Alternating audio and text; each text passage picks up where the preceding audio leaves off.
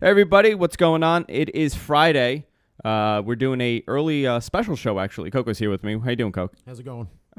This is a an interview series that we were trying to do a while ago, and we really never did our scheduling properly, and my timing was off. But today we have a huge guest, hip hop legend, rap legend, from the legendary band Cypress Hills. Be Real is with us. How you doing, B? How's it going, bro? Not bad. You guys, before I go into the interview, I want to plug BeReal.tv because you guys have been doing this at around the same time that we've been doing it. Yeah, about close to 2.5 years. 2.5 years. I think we started. When did we start? I think it was like June of 2009. So you guys were just around the same time. Yeah, I think we were just behind you. I think we were in October, I believe. Yeah, and it's amazing because we've kind of grown at the same pace and the same level at this point, and you guys are doing unbelievable there. We both started off on Stickam. You guys have BeReal.tv now. Tell me a little bit about that before I have so many questions for you, and I know the audience has a lot of questions. We're going to take a lot of questions from them, but I want to know what made you start BeReal TV.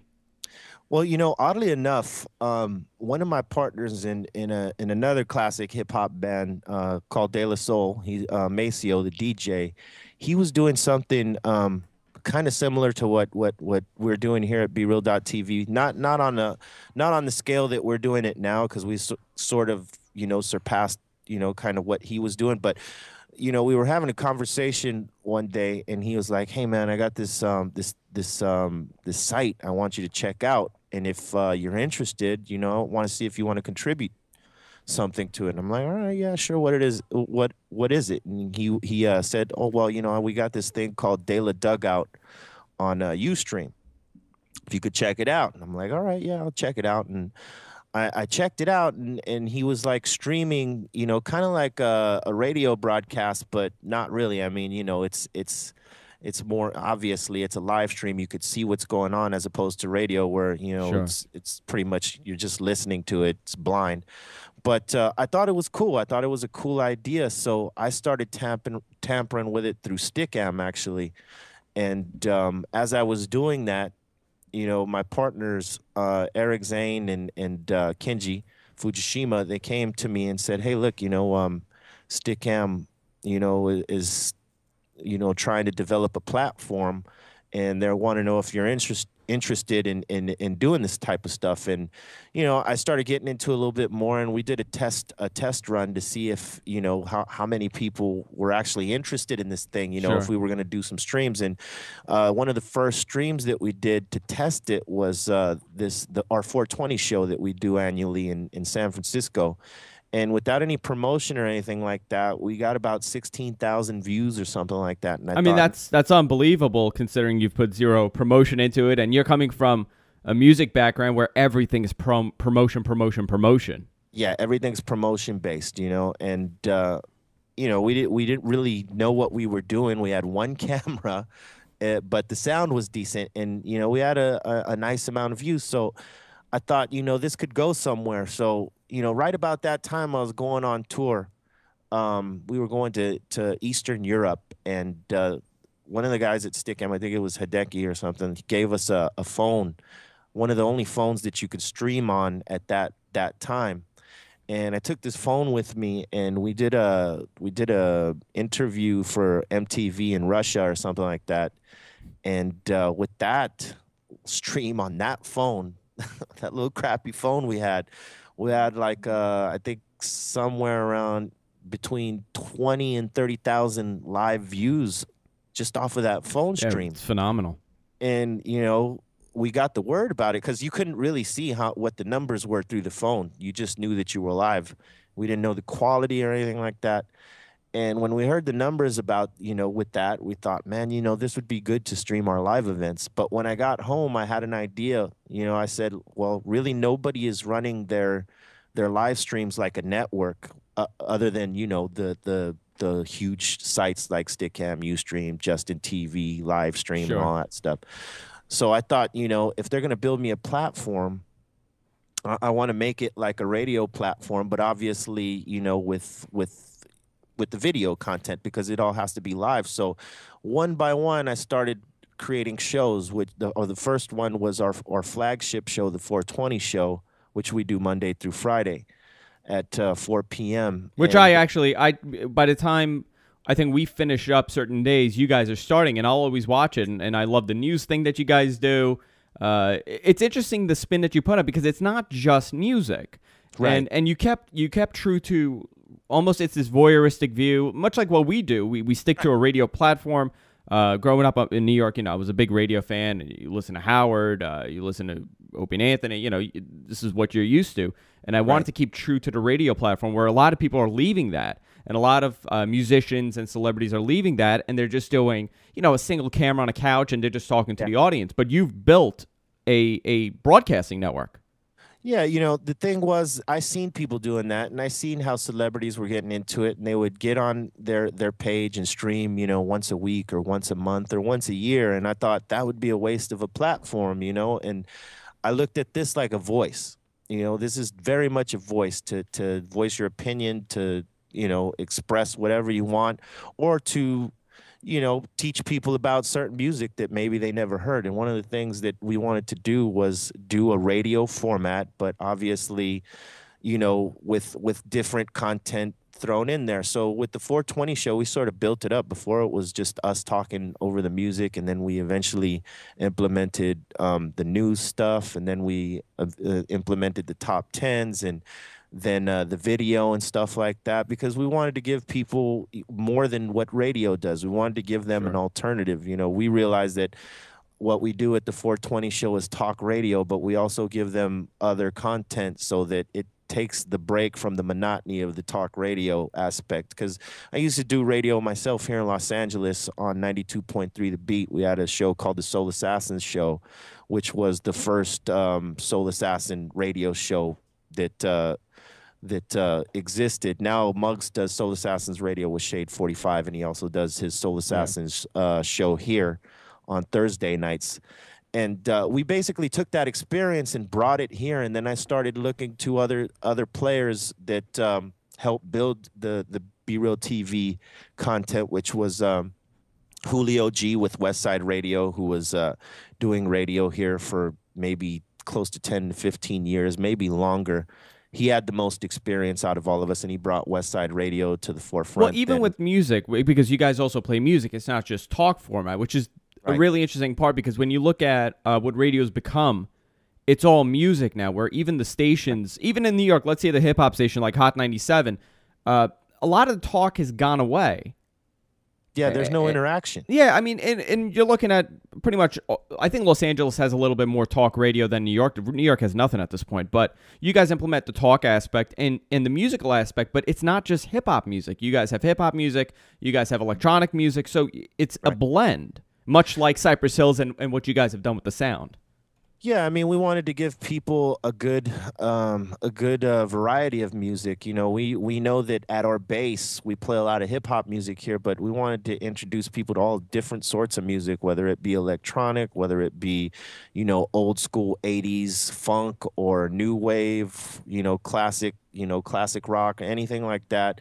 We have a number of shows that do different styles of music within every genre. Like, for instance, we have Final Level Radio that does an independent style format where they just play indie songs all day, as far as hip-hop goes. And then they also have another show where they do more West Coast-orientated hip-hop. Two of our most different shows. One is one that DJ Starscream of Slipknot does. He does on Monday nights for us. It's called Channel Zero, where he plays like a bunch of electronic and weird style stuff that, normal you don't hear on the radio that much. And he definitely brought his own sort of viewership to Be Real TV. And his show is pretty crazy. It's one of our most unique shows.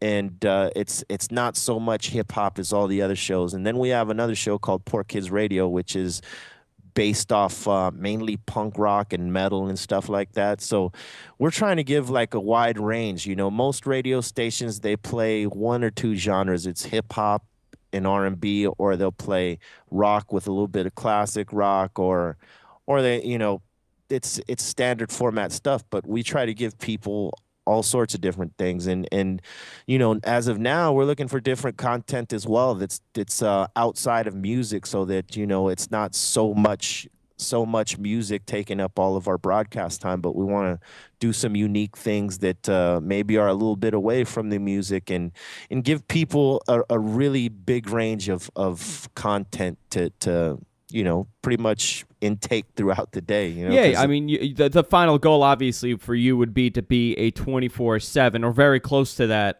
network. Right. Yeah, right now we did switch to the 24/7 format, but really it's you know, we got 8 hours a day of broadcasting, live broadcasting, and then the rest we fill in with replays of the shows and whatnot. So if you missed the 420 show today, it'll replay after 12 a.m. And so we have initiated it to play for 24/7. It's just not all the content within that time is live. 8 hours a day we do pretty much. That's a lot. 7 days a week, 8 hours a day. It's live. Yeah, and that's a lot too. Now you've been part of the internet community for a long time, and you've been an advocate for the availability for music. I remember years ago you were a supporter of Napster. Right. And where do you stand on it? Because right now there's a lot going on with SOPA, and pretty much people are being prosecuted for downloading music online. You are a musician. You are part of the music industry. You benefit from record sales. But where do you stand on this? Where do you stand on piracy? Because piracy technically is the same thing as going to, you know, and getting a CD bootlegged or like getting a mixtape, you know, bootleg. It's nearly the same thing. Pretty much, you know. Our whole thing with that, you know, we understood that the technology that was going to come through was going to make all this stuff available. You know what I mean? The only ones who did not see it were the record companies, and they could have protected a lot of these songs early on, and they refused to believe that the digital age would take over the CD. Now, that's interesting. What do you think they could have done? How could they have protected it? Well, they could have developed you know, certain codes that go on the CD that don't allow you to download them and just play in your player. They could have done that, but you know, they had that kind of money where they could have developed the technology early. With the people who were probably making the music digital, they could have maybe partnered up with them and said, okay, we'll put the music out digitally, but you got to create a code that, you know, people can't duplicate it, because you know, realistically, they didn't think it was going to be a big deal. They didn't think people would want to go download their music. They thought people would want to stick with the CD jacket, because a lot of people traditionally want to buy the album cover, want to see the credits and all that stuff. Yeah, it's a collector's item. I think what would really change the business, and this is coming from someone who, obviously, I've never worked in the music industry, but to me, it seems like it's become a single driven, type. Yeah. It's single driven rather than album driven. I don't know too many people that actually look forward for an album, except, you know, people of course have their followings, but most of the time it's all singles, and that's what iTunes thrives off of, or any of the other downloading services. They thrive off of those singles. And it's true. Is the music industry kind of headed in that direction where it's kind of singles driven? They really don't care about the entire album? It's pretty much been in that direction, you know what I mean? It's like real cookie cutter right now. That's why you hear a lot of the stuff on the radio. It sounds the same. You know, every song sounds like the last one before it, and there's really no, there's really no distinction. You know, one sound, there's like one sound all day through the radio, whereas, you know, 10, 15 years ago, you heard a lot of distinct songs, and they took chances on records. Right now, they're just, you know, playing a bunch of mindless crap, you know, that has no substance. All sounds the same. It's non-controversial, easy to market, easy to sell. And the thing is, when the record companies are doing that, and the radio supports that, all the new artists just sort of fall in line, because they think that's the running order. This is what we got to do to get play. This is what we got to do to get our single up there.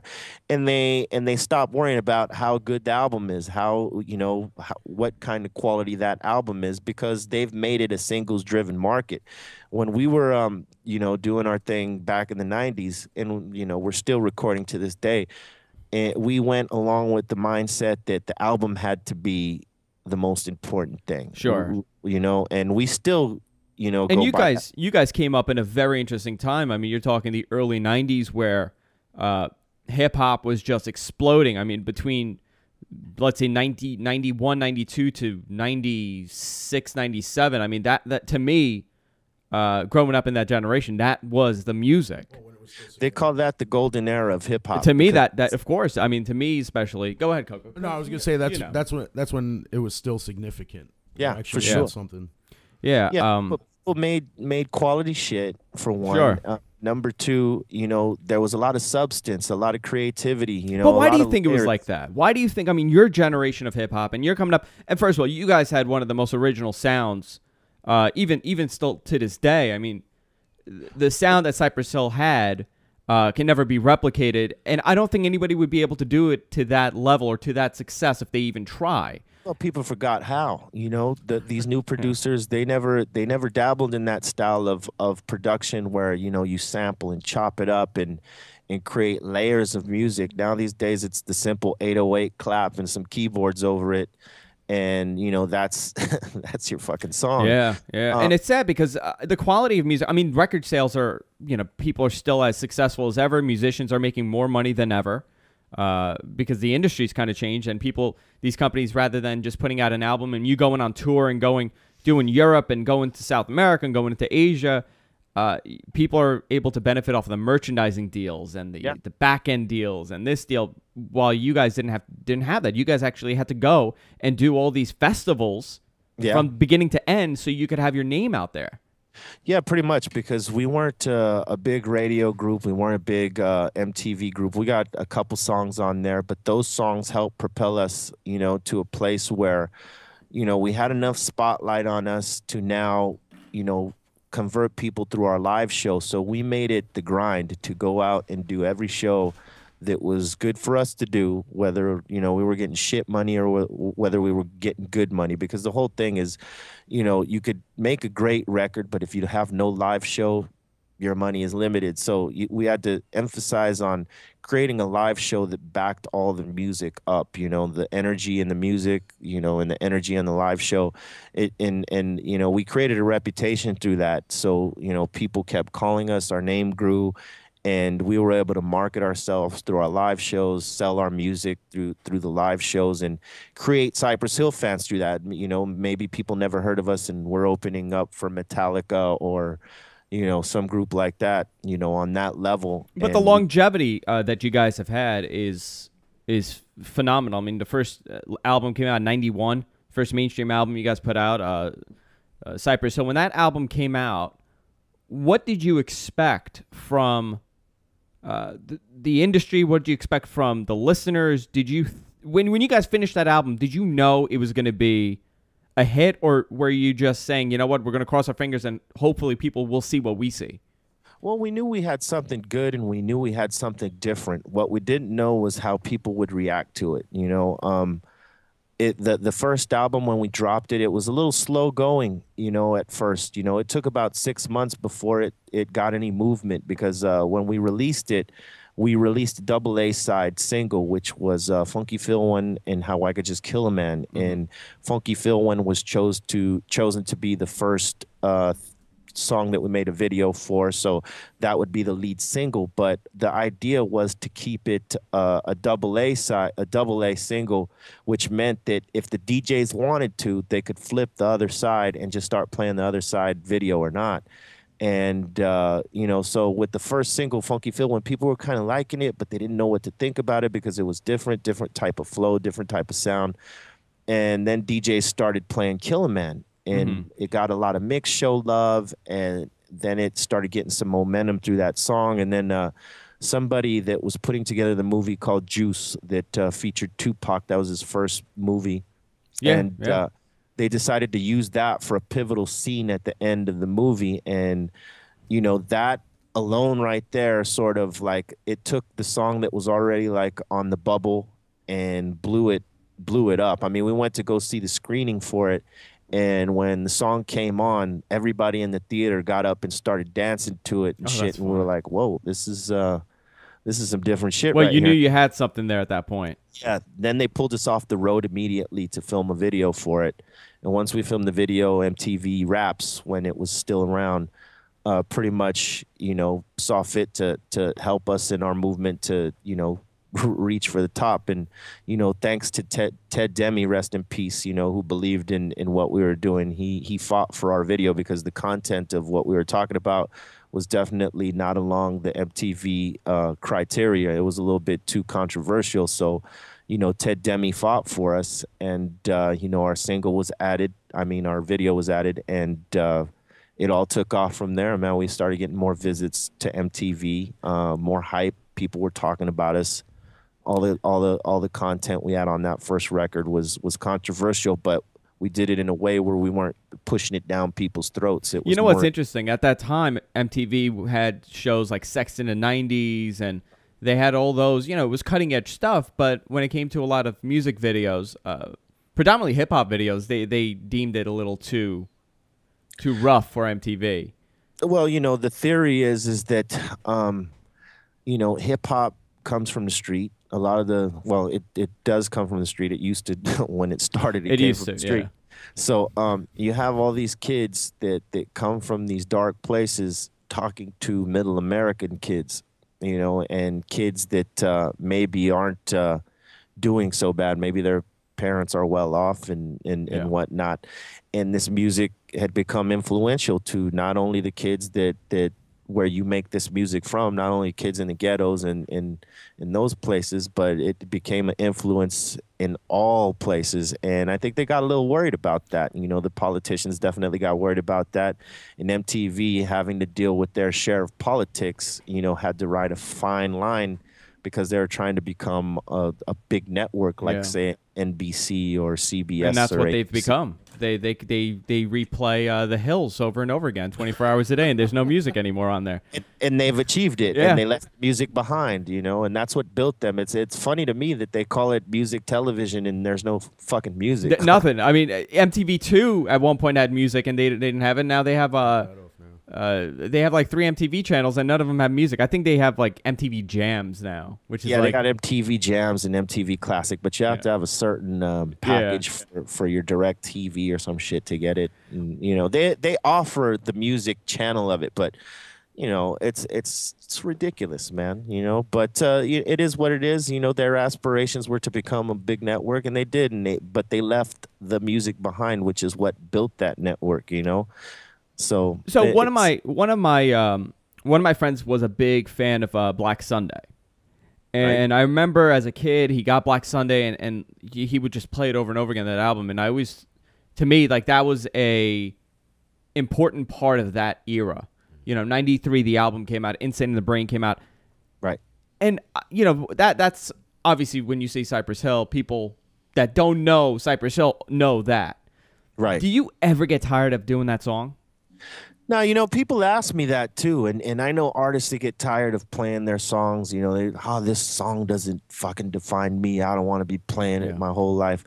I don't feel like that. I feel like, I'm happy about that song. I mean, we made a good song, and as long as I'm still happy with it, I never get tired of playing it, because I look at the reaction of what the crowd does when that song comes on. I see the look on their faces, whether it's a young kid just freaking out to the song, or whether it's somebody within our age group, like, it's nostalgic for them, and they're fucking going crazy for it. So I really never get tired of playing that song. I don't get tired of playing any of the songs. The one thing that maybe drives me crazy about that song is when I get the people that roll up in my face and try to imitate me and go, "Insane in the membrane." That shit.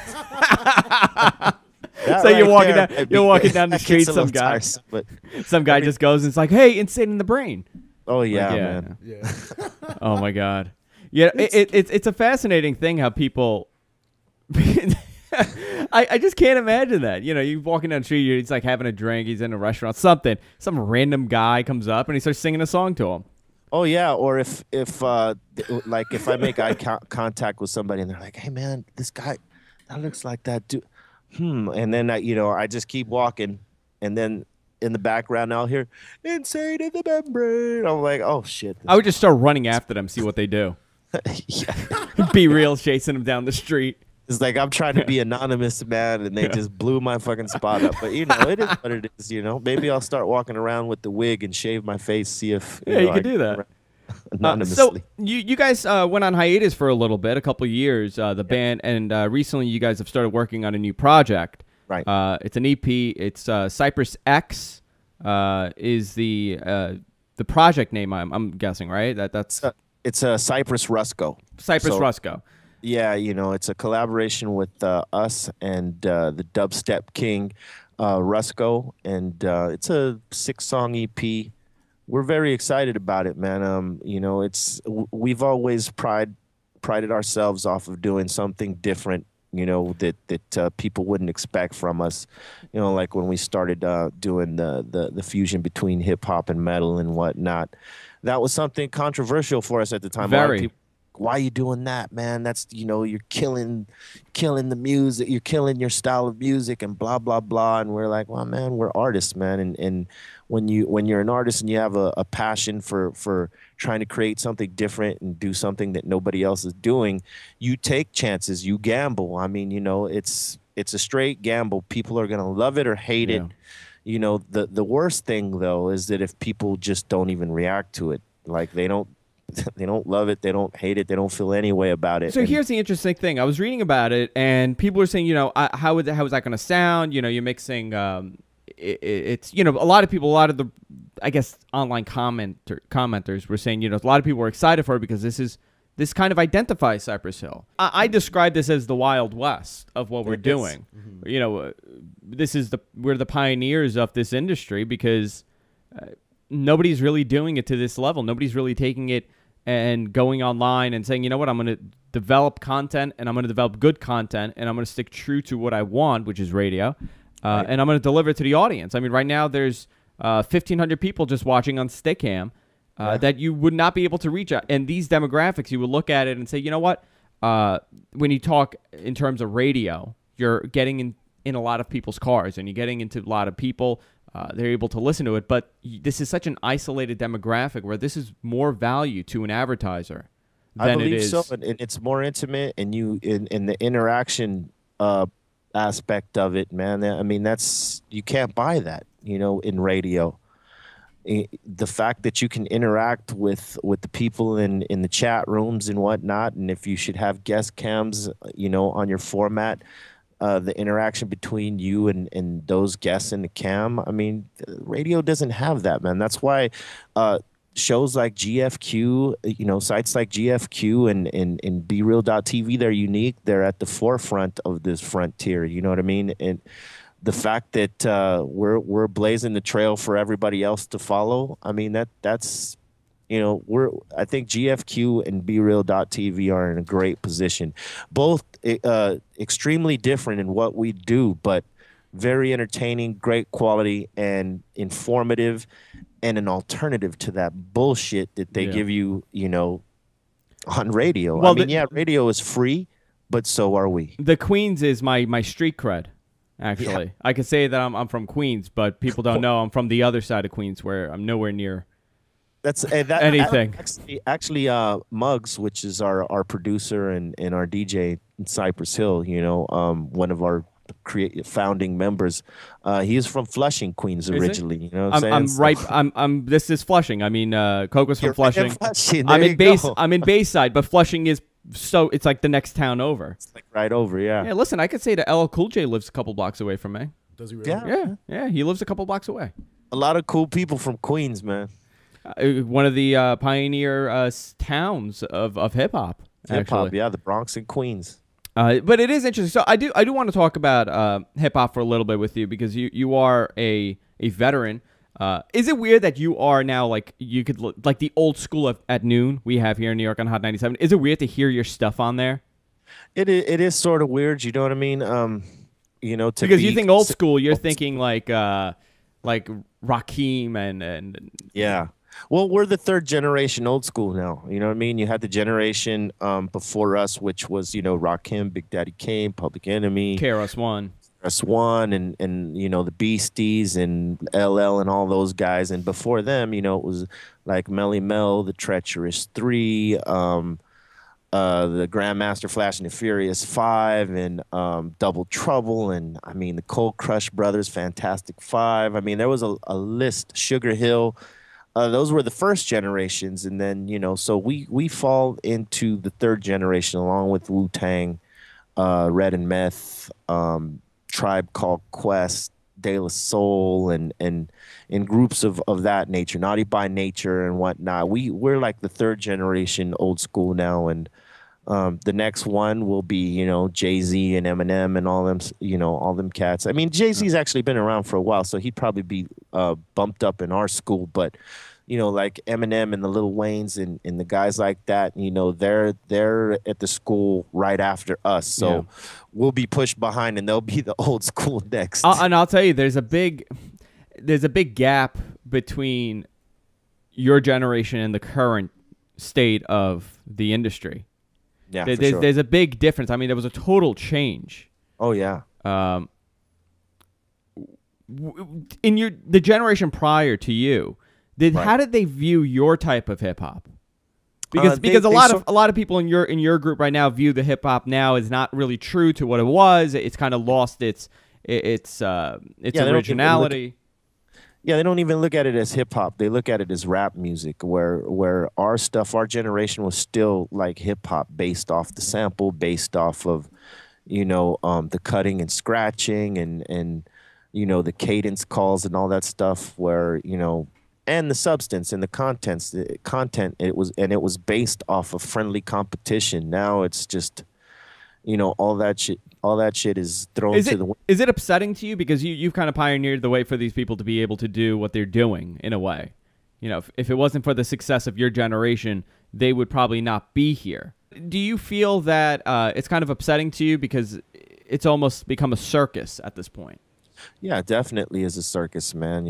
Now it's like there was really no age limit on hip hop at the start. You know what I mean? Because you had guys like Chuck D who, when they put out their first record, and he was already in his 30s, and nobody really gave a shit then. You know what I mean? Now it's a young man's game. For you to get signed anywhere or even to sell a record, you got to be 18 to 20, 24, 25. Yeah. And anything above that, you're over the fucking hill as far as the new mentality goes. And the other thing is that they have no idea of what hip hop is. They only know what this rap shit is, and there's a difference between rap music and hip hop. What's the difference? Because explain it to the viewers, because a lot of people think that it's the same thing. But what is the difference between hip hop and rap?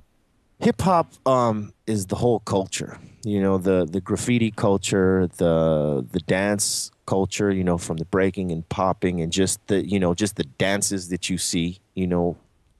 Created from hip-hop music, the music itself, the style of dress, and all that shit. But as far as the music goes, the hip-hop style of music was more gritty or more dirty, more from the street. It was less polished, whereas the rap, to me, in my opinion, is more of the popular stuff that you would hear on radio. Like it's the difference between urban music and popular music. This is the same type of difference. You know what I mean?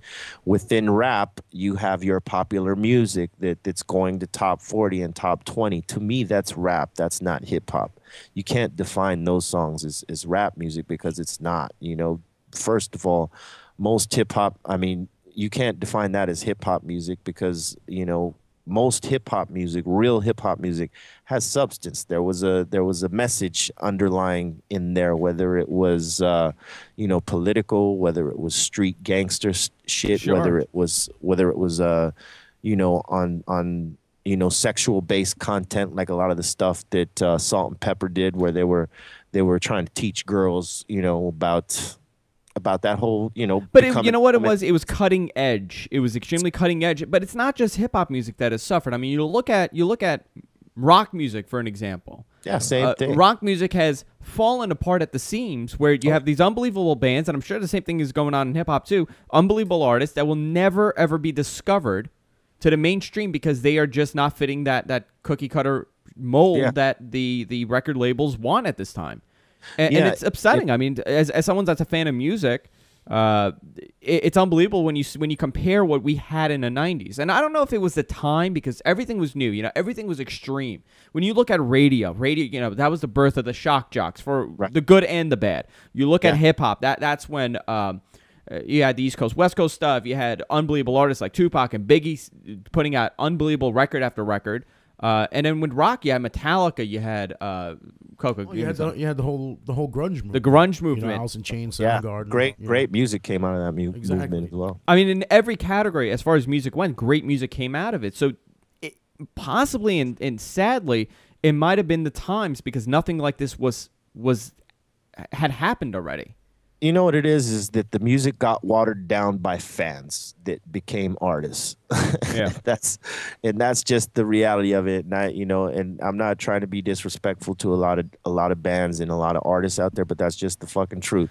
You had to be able to pay dues before you could make a record. You had to be endorsed by someone to get in a studio, for them to take a chance on giving you a hot beat or a hot song. And it went that far, it went into every genre of music like that. Yeah. And that's how people got good. That's how they dialed in their live show. That's how they made their songs, the way they wanted to get them, tight before they would actually go record them. And now, there's none of that. Now there's just this, like you said, this cookie cutter style of how you make music. And the reason is that, the technology, put everybody in the game. It didn't make it just easier for producers and people to make songs and save money as opposed to having to go to a studio to do your pre-production. Now everybody can do their production at home. No, you're absolutely right. You're absolutely right on that. That cookie cutter process came along was that, you got all these at-home producers. And like I was saying, you had a couple of them that hooked up with these rappers that really didn't have any skill or that much talent, but they made a catchy song, and radio started playing some of this shit, and everybody followed suit. So now the originality from the actual, hip hop root is gone. You don't have people taking chances on different types of shit. Everybody wants to sound like each other. Now, there's no distinction between this rapper or that rapper, this group or that group. I would say out of all the groups that are out right now, the most different sounding one in hip hop music would probably be Odd Future, Tyler the Creator, the Wolfgang movement and all that stuff, because they do stuff that's a little bit different, even though they're new school. Yeah. And you don't see that a lot, but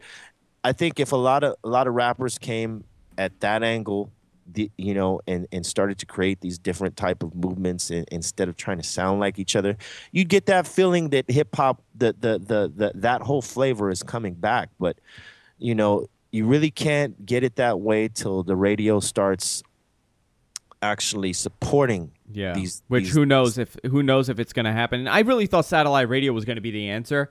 And satellite radio with Sirius and XM, they were really going to provide talent that we really had not discovered before. And really, they did at one point. They were really behind it. And then to me, in my opinion, they've kind of gone to the same top 40 format. They fell off. They definitely followed suit with what regular radio does. It's like it's a fucking jip. It's like, okay, you're charging me to hear what I hear on regular ass radio. What's the fucking difference? That's why, sites like ours,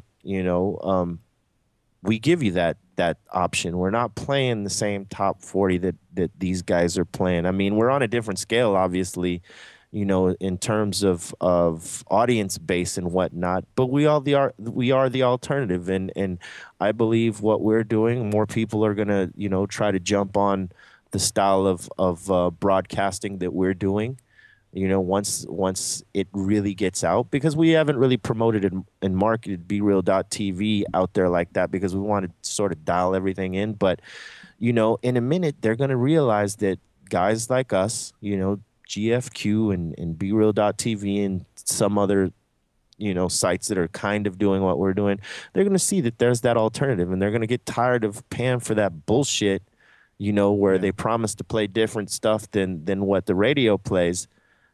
And they're going to see, okay, well, these guys are the real alternative. It's for free. They're not charging shit for it. and they're actually playing different stuff that we wouldn't hear on the radio. And it's almost like a community, because you build, and that's what I've been saying for the longest time. With what we're doing, you have to build the community aspect to it. You have to bring the people in there. You have to have them feel comfortable where this is their place. This is where they go, they hang out, they talk to people. You know, they could type to you and they could connect to you, where with radio, you can never do that. You can't do that, yeah. I don't think any one of your viewers at any point would have said, you know what, in a couple of years, I'm a big fan of Cypress Hill, I'm a big fan of Be Real. I'm going to be able to type to him, and he's going to be able to see it and address me directly. I mean, that's the connection that you're able to build with this type of technology and this type of broadcasting. And that's the biggest truth of it all, is that you're building a community and you're building an online family, and it's constantly expanding, because, you know, the more people that are watching, it draws other people to watch. Like, why is everybody watching this fucking show? And then, you know, they see how we interact with the people in our chat room. You know, we all joke on each other. I mean, hey, we joke with each other. We joke with the people in our chat room. We let the people in our chat room joke with us. You know, we all say shit to each other that in the street, if it was somebody else, we'd get in a fight real fast. But, you know, that's why we call our chat room the freezer, because it gets pretty fucking cold in there. And we all start going in on each other, but it's all based off of fun. It's never anything where it gets too crazy and like, hey man, if you say another word, we're gonna kick you the fuck out. We don't do that, because it's what we created. It's a monster that we created, but you know, it just. You know, there's nothing like it, man. There's nothing like, you know, a bunch of people that are in it for the same thing. You know, they're in it for the entertainment aspect. They're in it because of the family, the community type of structure that we have within our site. And the fact that we make them feel like they're a part of the show, because they very much are a part of the show. You know, when we're cracking jokes on each other, sometimes they give us material that we didn't have written down or prepared. I'll tell you, that happens to me all the time, especially with the tech show, because sometimes I don't know what the hell I'm talking about, and I'll just pull stuff out of my ass. But I'll look at the chat room and somebody's telling me what I should say, and I pull, you know, on Thursdays we do my show, the Andrew Zarian show, and it's like a comedy-based show. And they'll feed us lines. They'll feed us jokes in the chat room, and I'll use it all the time. See, and that's great, man. And that gives them the sense that you're actually listening to them as well. You know, and with radio, you don't do that. Anytime you have like a contest on radio where you're giving away fucking tickets or some sort of promotional thing, you got to call in. And when these people call in, you know, if you ain't the right caller, they're hanging up on you real quick. And most of the time the station manager's taking a ticket and giving to his like nephew. Yeah, you know what I mean? So it's like those people get gypped, but you know, it's like they're flocking to regular radio because it's free. You know, once they realize that there's this alternative and it's free, just like public radio.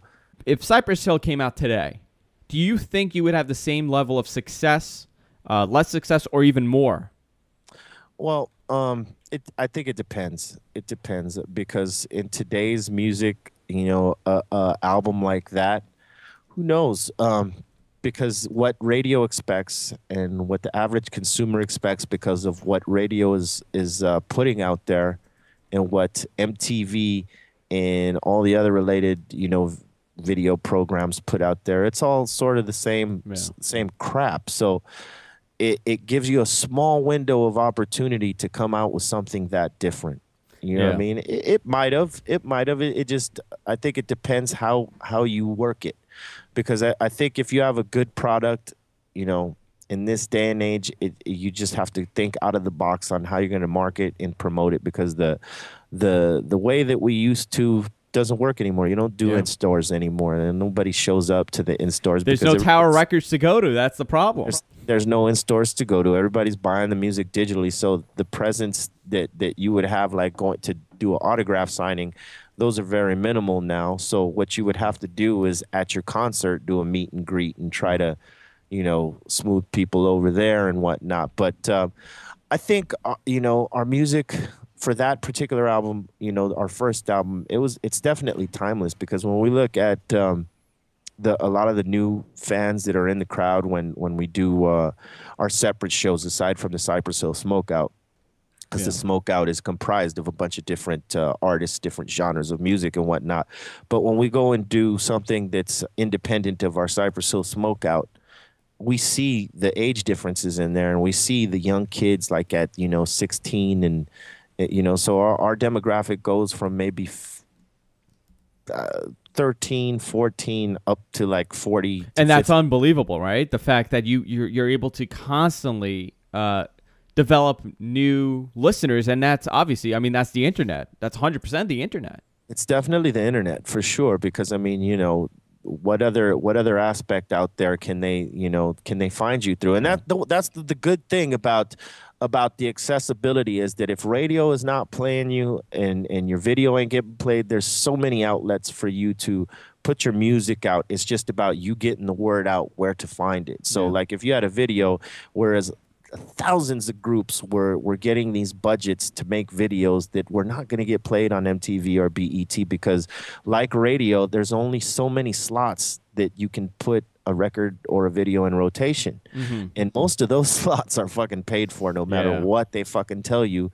Most of those slots are paid for. So the chances are, if you have 5,000 fucking bands and rappers and stuff trying to get into that little 7-slot deal, that I mean, they swear that they don't take payola, but obviously it's still going on in the radio business. And to me, they just they find ways around calling it payola. You know what I'm saying? But that's pretty much where the game is at. You know what I mean? And that's why I created Be Real TV, because of all the political bullshit like that with radio, because the non-opportunities that exist there, where they only give you so many songs in rotation. It's the same bullshit cookie cutter stuff, and they don't try to break anything new, especially if it's regional. Like here in Los Angeles, the radio is totally fucked. They don't try to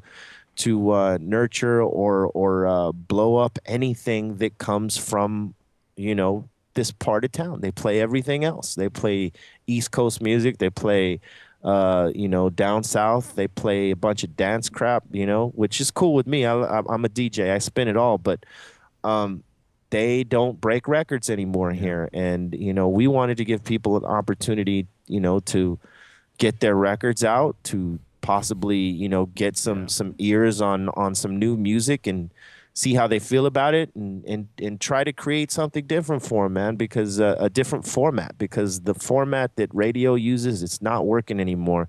And that's the other thing, is that you get these records that are on rotation constantly all day. They're trying to drive this bullshit into your head. And a lot of those songs that are in heavy rotation ain't even selling. No, they don't. That's the thing. They don't sell. None of them are selling. I had a couple of things that the viewers wanted me to bring up with you, because as many people know, you're very pro marijuana. Right. You are a supporter of legalizing it. Right. You are in California, so it's fairly easy and accessible. You could go and medicinally, you could get it and you could smoke it, and it's totally legal. Right. I have smoked a couple times, and there's a story that the audience is dying for me to tell you that happened to me a couple months ago. When was it? When did it happen, Coke? Like September. Oh, about the brownies? The brownies. Oh, shit. It fucked me up so bad, where I went to a party, and generally these people, they have pop brownies and everybody's smoking, and that's just the type of party it is. And by the way, they're much older. I mean, it's not like 20-something, 30-something, 40. You're talking 50-somethings and 60-somethings. Oh, like the hippie crowd. Yeah, like the hippie crowd. Right. So I go to the party, and I'm not going to name names, but everybody knows who it is. Right. They may or may not be working for me. May or may not do a show for me on Mondays at 8 p.m., 7 p.m., So I go to the party, and they had like a platter of food, and I'm like, yeah, you know what? Let me grab a couple things, and I grab, like a chicken sandwich, and I grabbed a couple brownies, and I ate the brownies, and I'm like, oh, it tastes like pop brownies. And I asked, I'm like, are these pop brownies? They're like, no, it's not. So I'm like, maybe it's just me, maybe because I'm thinking it. Right. Because there was no label, nothing. Right. By the way, the chat room's getting very excited for this story, because they want to see your reaction when I tell you what I did. All right. So about 20 minutes goes by, and I'm like, I'm feeling good. You know, I'm like, oh, I'm high. Like I knew. Yeah. I'm like, now I know it was pop brownies. I took it, and one of the girls goes, oh, did you have the brownies? I'm like, yeah. He goes, oh, did you find like the special stuff I put inside? I'm like, yeah, you put pot in there. She's like, oh no, I put more than that. I'm like, what the fuck did you put in? She goes, I put in Adderall. I crushed up Adderall, and I put Adderall in there, and I also put a couple shrooms. Oh, no fucking way. So now she says this, and I'm already like starting to lose my mind a little bit. And I remember I was sitting down. My wife shows up to the party, and my wife's like, are you all right? Because I'm like sweating. I'm looking around. I'm like, we got to get out of here. We got to get I run out of the party, and I push like 5 people out of my way. I kick a chair, and I start running home. I mean, luckily it was a couple blocks away from me. My wife catches me, puts me in the car. For 2 days, I was staring at the wall because I had no idea what had happened. I was watching Napoleon Dynamite that morning. I started crying during the high school prom scene. Oh, shit. When Forever Young started playing. Oh, I man. lost my mind. I lost my... I mean, I've never... It wasn't even enjoyable. Like, I get paranoid to begin with. That's why I really don't smoke pot. Because I'm one of those people... I'm an awful person to get high around. She gave you the gumbo of brownies. I don't know what... Have you ever heard of anything like that? You know, it's funny because, you know, that's why I try not to eat anything anybody gives me and shit, because of stuff like that. You know, because people are being more experimental with these edibles and stuff like that. You know, before it was just pot. You know, now they're adding concentrates and hashes to it, and Adderall, and I actually saw her recently, this girl that did this, and I looked, I'm like, what is the matter with you? I'm like, what kind of awful person are you to do this? But the funny part was everybody had them. Like people that don't even smoke weed or do any kind of drugs, took these like infused brownies. And everybody got fucked up. I can imagine. And there are people like you're talking about like 70-year-old women got high on this. Oh, they were loving it. And they felt 20-something again. Oh my God, they're walking around in circles for 45 minutes. They got the workout of a lifetime. But and I look, I'm like, couldn't you just put like OG Kush or something on there, like something potent, something good? Yeah, you got to give a warning, man. No. Something that similar happened to a friend of mine, and I would make these, a sheet of OG Kush cookies. You know what I mean? But I wouldn't put the actual herb in them. I would put the herb in the butter, boil the butter, and then strain the butter so that none of the weed was actually in the brownie. Because I used to hate when people would actually put weed. No, this thing was like a piece of pine. It had everything just sticking out. Yeah, that is the bullshit way to do it. You got to do it my way. You got to get the herb and put it in the butter that you're using to throw in the mix, and then strain the butter, take all the fucking weed out of it, and the THC will be in the butter, and you throw that shit in the mix, and you're fucking good to go. And I made like 2 dozen or something like that. And I was dating this girl who would do this like a burlesque show downtown LA.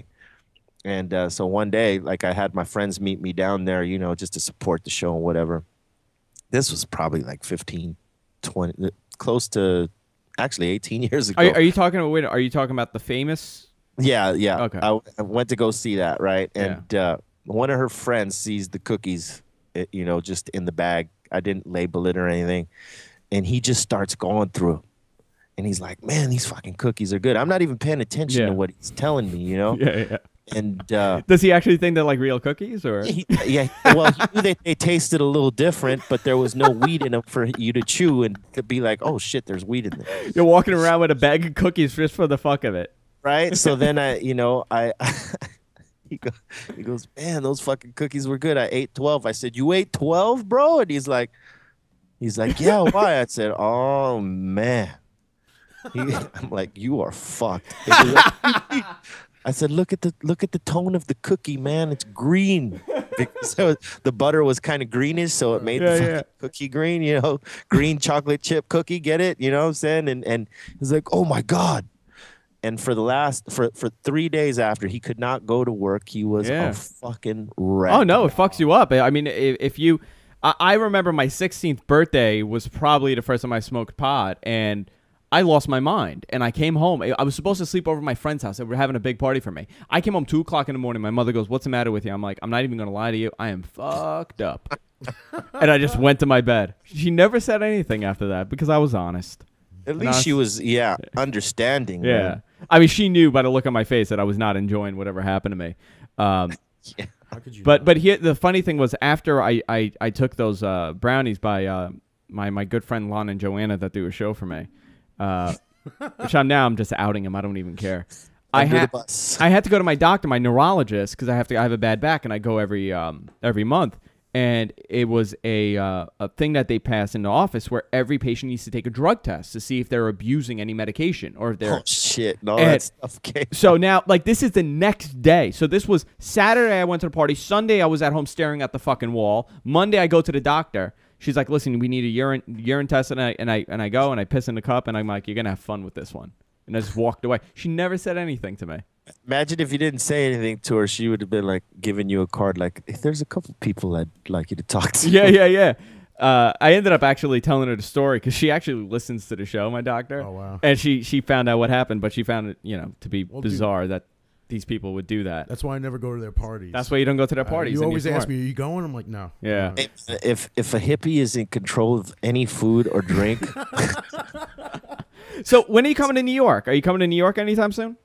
well, we do an annual Cypress Hill Halloween show over there at Nokia Theater. Actually, it's called Best Buy now, out in Manhattan. Yeah. We've been doing it By the Garden, right? Yeah. We've been doing it for about 13 years. Last year we skipped it because we played Rock the Bells and we didn't want to kind of like mess up our ticket sales by doing Rock the Bells and then trying to pull off our show. So this year will be, when we bring it back. So we actually did 13 years in a row, took 1 year off. Now we're reset. So in October for Halloween, Cypress Hill Halloween number 14, we'll be back in New York City. But I'm trying to, I think with this new Rusko thing, we'll probably be back out there sooner than that. February 16th, the EP drops, which is going to be really. So one of the songs I heard, are any of the other tracks released yet off the album? No, that was the first and only one. Actually, the video is actually coming out in 2 weeks or something like that. And I was playing it, and I'll be honest, I played it, and I'm like, wow, this is really good. This is really good. We pride ourselves in trying different things and in trying to tailor make our flow and our style to whatever music that we're dropping on. And with the dubstep thing, we're definitely fans of that style of music because there's a hard edge to it, and at its base, there's a hip hop flavor to it. So we found it easy kind of to vibe to and to get into the recording aspect of it because it's very different than hip hop where you give a dubstep producer the vocals and stuff like that, and he's gonna chop them and do all sorts of different shit to them that normally you wouldn't hear in hip hop. So it was a challenge for us, and we pride ourselves off of that. And the EP is going to be available pretty much everywhere, right? iTunes, everywhere you could imagine. Everywhere, and I believe we'll be playing the set with Rusko March 3rd at the Smokeout because he's going to be headlining our dance tent along with Thievery Corporation, Low End Theory, all those guys, man. It's going to be ridiculous. And you're promoting it's on BeReal.tv also, the information for it. Yes, we're constantly pumping that information on BeReal.tv and whatnot, so they'll get the information all over the place. Yeah. Phenomenal stuff, B. I'm really happy you came by. The audience really enjoyed it. A lot of people tuned in. Like I said, we are both doing, and not to toot our own horns, but we are at the beginning of this technology. What we are up to right now. It's the Wild West, and we are the pioneers of this. And it's amazing to see the next 5 years where this goes and what happens with BeReal.tv and what happens with the GFK network. Because it's amazing how we've started at the same time. I mean, that's the interesting part, that we both started at the same time. And we've grown significantly throughout the last 2.5 years. It's like we went to school together, man. I know. I can now say we're best friends. By the way, I'm going to start telling people how I'm going to start name dropping almost every show. My good friend, Be Real. I'm gonna name drop too, man. Yeah. I mean, I'll be honest with you. Like when we came on, we went to see what you guys were doing, to see what we needed to fix up and tune in with our show, because the way your guys' show was presented was really tight in comparison to everything else out there. I mean, it looked like really, it was really quality. And I appreciate it, man. But step it up. So we were like, well, we gotta keep stepping it up right along with them. You guys were pretty much like, you guys started before us, so you guys are the big brother. You know what I'm saying? We're like, okay, what is Big Brother doing over there? I told Anthony, whenever, if you guys ever need anything, just shoot me a call, and I'm always here to help, because that's the great thing about this. We're all learning as we're going along. We just redid the entire studio here. Yeah, I could tell, man. It looks great. And it was a big project, and we got rack mounts for the lights, and we just put everything up. And people, the magic behind it is that I do it in my house. I converted the entire front of my house, and I built the studio. And it looks great, man. We're actually in the middle of renovation as well. Right here, what you see is basically one of our offices that we're using temporarily. We have a broadcast area that's being built out along with a recording studio. We actually got a facility for BeReal.tv as opposed to using my studio or my home. We wanted to make it like an actual station. So we're going to have a lot of shows broadcast out of this building and whatnot. All of our West Coast shows anyway, they'll be broadcasting out of here, and we're stepping it up, man. We're seeing how GFQ is stepping it up, and we want to be right there with you guys. And I got to have you on our show. Listen, whenever you want. I should be coming to LA soon too. So I'm planning a trip out there. Yeah, when you come on to LA, man, come on with us live and let's chop it up. Let's do it. BeReal.tv. Album drops February 16th. Check it out in stores, on iTunes, everywhere you can imagine, and you can check out Be Real almost every day, right, B? Word up, every day, Monday through Friday, 4 p.m. Pacific Standard Time to 6 p.m. on the 420 show, and on Friday nights at 10 p.m. we do a show called Meditation. That's more of a mixed show format. We don't do so much talking. We party and drink and smoke and talk shit, but that's perfect. Mainly emphasize the mix, Awesome. Thanks a lot for coming on, man. I appreciate it. Thanks for having me, and peace to everybody in the chat room. Take care.